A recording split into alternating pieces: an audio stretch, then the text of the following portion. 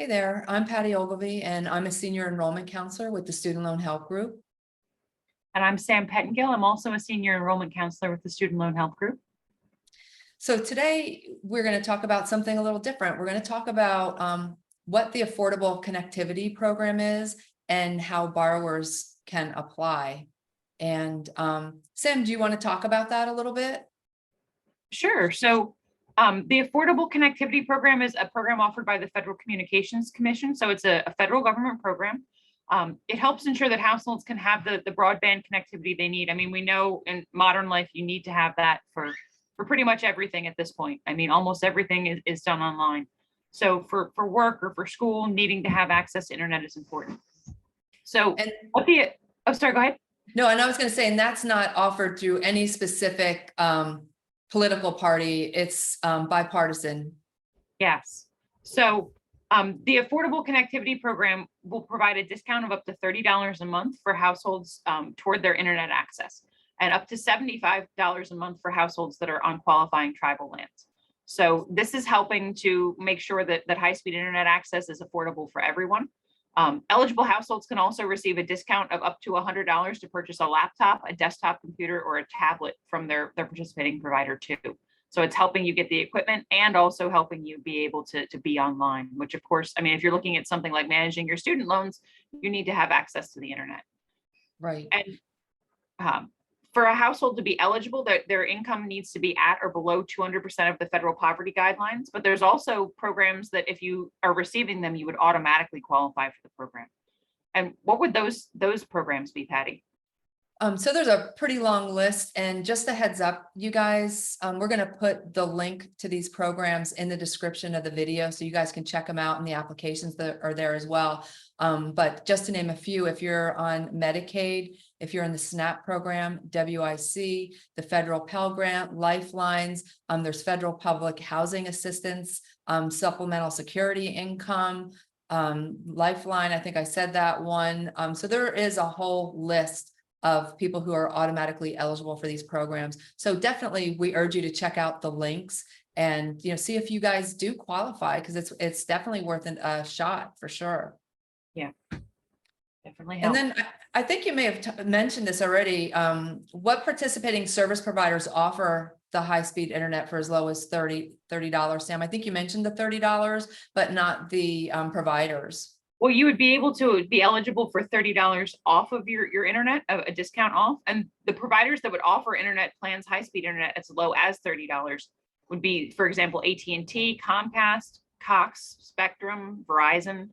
All of those have options that would be as low as $30. And then you'd have that $30 off of your plan. So, I mean, at that point, you might even be able to get connected without having to put anything out for yourself. Right. And then also the list is on that link that we're going to provide as well. It's a pretty long list. Pretty impressive, actually. Yeah, definitely. And then I'm not sure where we're at with the questions here, Sam, but are you familiar with the rewards for good grades? I've heard of that program, yes. So that we often say, private student loans are not your best option. If you're looking at borrowing for college, you really want to stay with federal loans whenever you can. If you happen to be someone who's already, committed to a private student loan, Discover is one of the providers that does offer them. They actually do offer a 1% cash reward each semester if you maintain at least a 3.0 GPA. So if you happen to already be in that situation and you have gone with private student loans with Discover, definitely keep in mind that you can apply for that at the end of each semester. And you can receive a 1% cash reward for the amount of the student loan. So if you had, a $5,000 student loan, your cash reward would be 1% of that at the end of each semester for having grades above a 3.0 GPA. And then, we don't mean to, the private loans. And the reason we say that we don't recommend them is, if at all possible, the reason why we say federal loans are the best is because if there is ever any federal forgiveness out there, then you're eligible for it. If you have private loans, then that's it. You'll be paying them until you pay them off. So that's the reason why we differentiate between private and federal, you guys. Yep. And not even just the forgiveness programs, it's other benefits too, like the income-driven repayment plans, or being able to go into forbearance or deferment if you run into an economic hardship. Right, You have a lot of limited options with the private loans in there. right, exactly. And this definitely would be one for you, Sam, because I'm fortunate enough to not have student loans. But in your opinion, how have the benefits for borrowers changed over time? I think they really have gotten better. I've had my student loans for about 10 years. I feel like the process has not gotten any better as far as educating you about what you're getting into when you're taking out your loans, but it's gotten better for once you are dealing with your loans. There's more forgiveness options out there, more programs out there than there were before. There's a wider variety of income-driven payment plans than there were, when I started.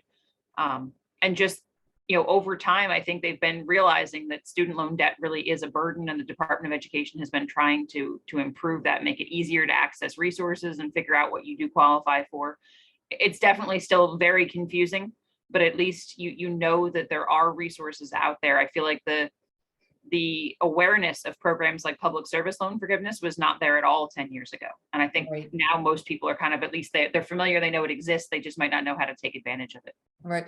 Here's an interesting tidbit is that there are financial aid people that actually work with our company because they don't know what to do with their own loans. And one person that I had spoken to had said that she's, totally, embarrassed by the fact that she doesn't know what advice to give these kids coming out of school when they're going into repayment. So, and that's coming from somebody who is helping people getting, federal student loans. So that pretty much says it all right there, as far as I'm concerned, with the efforts that are definitely needed. Yeah, I would agree. There's definitely still a long way to go. Mm-hmm. So And then, out of all of the federal forgiveness programs that are available, or all the federal programs available, which one do you feel is the most helpful to people with student loans? so of course, each individual person's situation is different, but by far, if somebody's working in public service, any position, that's state, local, county, federal government, employer, or nonprofit, in my opinion, by far, that is the absolute best program that is out there, because it is going to wipe out whatever is left after they hit payment 120, as long as everything was done correctly and kept up with. So in my opinion, that's the best program that I see. There are many others, but in my opinion, that's my favorite. How about you?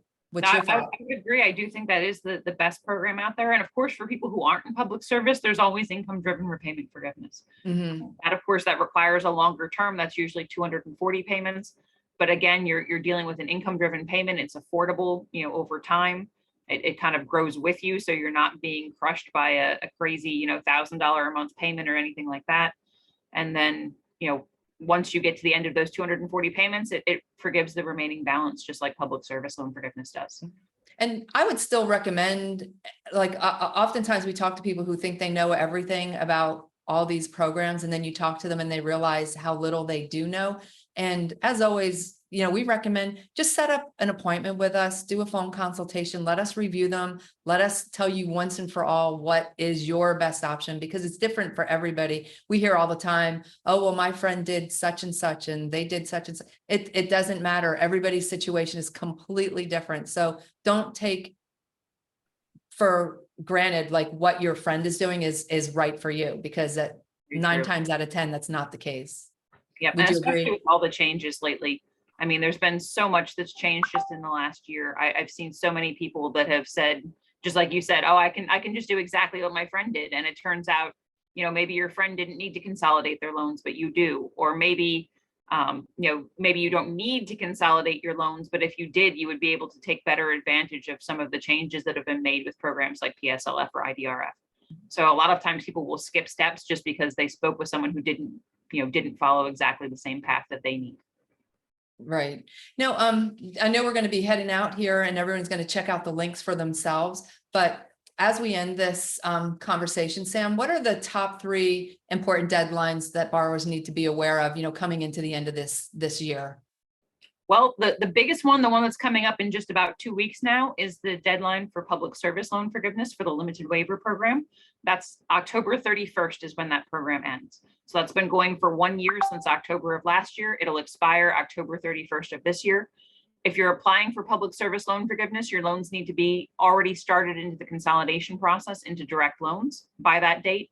And you also have to have submitted employment certification paperwork for all of your prior employers that are public service after 2007 by October 31st. So that's a big one.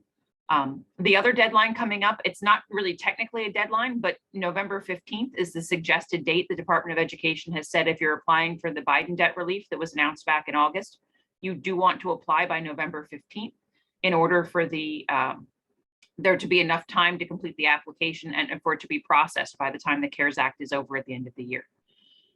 Now that program with the debt relief will be available. The deadline for the program to end is actually December 31st of 2023. So you have a little over a year to apply. Definitely not something to wait on, but November 15th will ensure that you should have your forgiveness before December 31st. And then of course, December 31st is the big deadline. That is the end of the CARES Act forbearance. Anyone who has direct student loans has been in that CARES Act forbearance since March 13th of 2020. So we've had 2.5 years of not paying and not having interest on our loans. That is set to expire December 31st of this year. So sometime in January, most people will start going back into repayment on their loans. Definitely a good time to have a strategy in place because there are some things, some benefits that will be ending and some things that will be changing once the CARES Act is over. So Right. It's time to get on track. Perfect. So do you have anything else to add, Sam? And of course, we urge everybody check out the links in the description and see if you're eligible for any of these freebies that are out there. Yeah, definitely take a look. And then of course, if you haven't gotten on track already, there's still a few months left before the CARES Act is over. This is the right time to reach out and get some help with that. So you know that you're going into the new year with being on the right track. Absolutely. Well, as always, we'll see you guys next time. Thanks for joining us. Thanks for joining us. See you later.